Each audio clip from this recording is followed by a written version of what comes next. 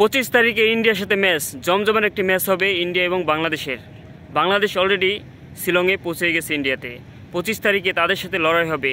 সবসময় তো ক্রিকেটে লড়াই করেছে বাংলাদেশের সাথে, এবং 25 তারিখে বাংলাদেশ ইন্ডিয়াকে হারাবে ফুটবলে। কারণ ফুটবলে ইন্ডিয়া এবার আর পারবে না বাংলাদেশের সাথে। বাংলাদেশ স্কোয়াড, শক্তিশালী স্কোয়াড ঘোষণা করেছে। এই স্কোয়াড নিয়েই ইন্ডিয়াকে আমরা হারাবো।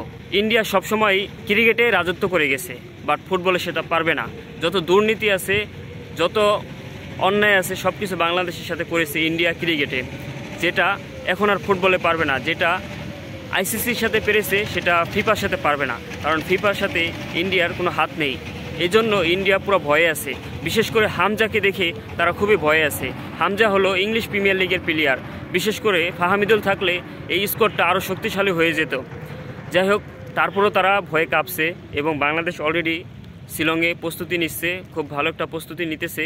বাট যেই মাঠে খেলা সেই মাঠে তারা ঢুকতেই পারেনি এখনও, কারণ মাঠ যে কীরকম সেটা তারা এখনও বুঝতে পারে নাই, কারণ ইন্ডিয়ারা সেটা এখনও ঢুকতে দিতেছে না।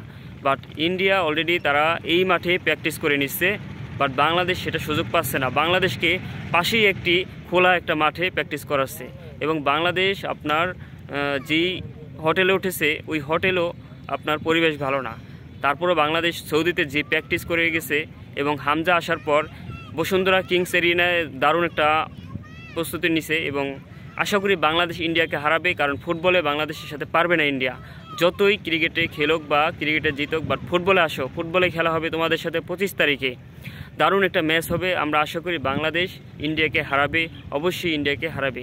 বাংলাদেশ র্যাঙ্কিংয়ে ইন্ডিয়া থেকে পিছিয়ে থাকলেও বাংলাদেশ ইন্ডিয়াকে হারাবে। ইন্ডিয়া 126-এ র্যাঙ্কিং এবং বাংলাদেশ 185। এইখান থেকে বাংলাদেশ ইন্ডিয়াকে হারিয়ে বাংলাদেশের নতুনভাবে ফিরে আসবে হামজা চৌধুরীর হাত ধরে। এক হামজা চৌধুরীর ভয়েই ইন্ডিয়া কাঁপছে। আমাদের এই হামজা চৌধুরী আসার পর ইন্ডিয়ার স্কোয়াডটা মানে কীভাবে সাজাবে সেটাই তারা বুঝতেছে না।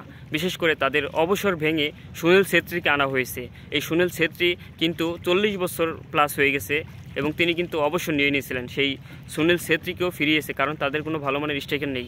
হামজা চৌধুরীর ভয়েই তারা পুরো দল মানে আতঙ্কে আছে, এবং যদি ফাহামিদুল থাকতো তাহলে কিন্তু তারা বিপদে থাকতো। তাদের কোনো ইউরোপিয়ান প্লেয়ার নেই, এবং বাংলাদেশের ইউরোপিয়ান প্লেয়ার হামজা চৌধুরী, যে কিনা বিশ্বের সেরা প্রিমিয়ার লিগ ইংলিশ প্রিমিয়ার লিগে খেলে, লেস্টার সিটিতে খেলেছে, শেফিল্ডে খেলতেছে, অসাধারণ হামজা চৌধুরী। আশা করি ইন্ডিয়ার সাথে দারুণ একটা ভূমিকা রাখবে হামজা চৌধুরী, এবং ইন্ডিয়াকে খুব সহজেই হারিয়ে দিবে বাংলাদেশ ফুটবলে। আশা করি ইন্ডিয়া বাংলাদেশের সাথে পারবে না, কারণ তারা ক্রিকেটে যেভাবে অন্যায় করেছে সেটার এই ফুটবলের সুযোগ নেই। তাই ইন্ডিয়াকে আমরা 25 তারিখে হারাবো ইনশাল্লাহ।